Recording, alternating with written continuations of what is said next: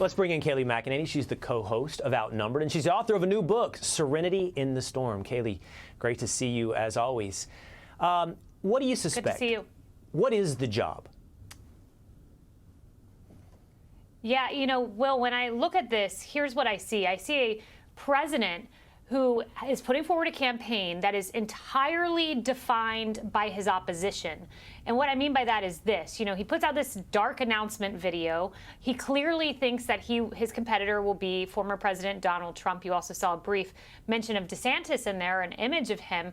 But, you know, most of the times you demonize your opponent in politics, always. Every campaign does it. But you're not defined by that demonization. You usually have a story to tell of your own. For instance, I could tell you any one of the Republican candidate stories. You know, Tim Scott, the son of a single mom who lived in poverty, and through faith and hard work, he came out and now is a successful U.S. senator. You know, Donald Trump, a businessman turned president who turned this economy around and made it robust. You know, Ron DeSantis, the laboratories of democracy, that's what they call our states. And boy, is Florida the crowning diamond of that laboratory of democracy. I could tell you all their stories. But I asked the White House, I asked the campaign rather, you know, what is Joe Biden's story? Because right now the only story I know from Joe Biden is demonize Republicans as MAGA Republicans. That can win an election. We saw it in the midterms. But an effective Republican campaign can prosecute the case of you don't have a story to tell the American people.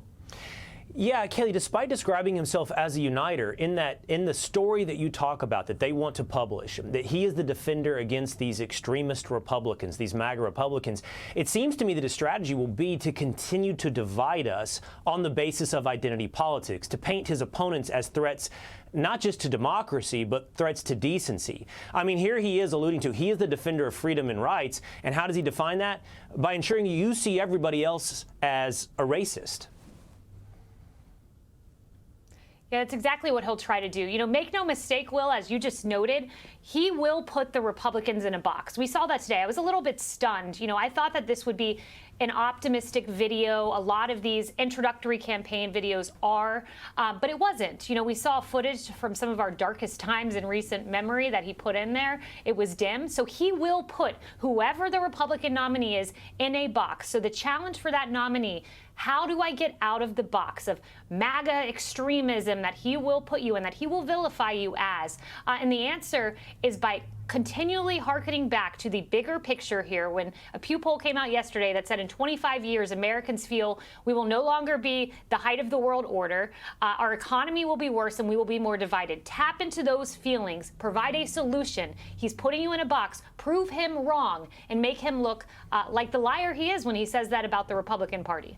Yeah, and I would just, if I could, you know what I would add to that, Kayleigh, is show people that the ambiguous championing, that you are the champion of freedom, has nothing underneath it. That these little laboratories of democracy, as you've shown, people are moving towards freedom, literally with their feet. They're moving towards freedom because of the policies embodied by Democrats all the way to the top that in reality threaten freedom.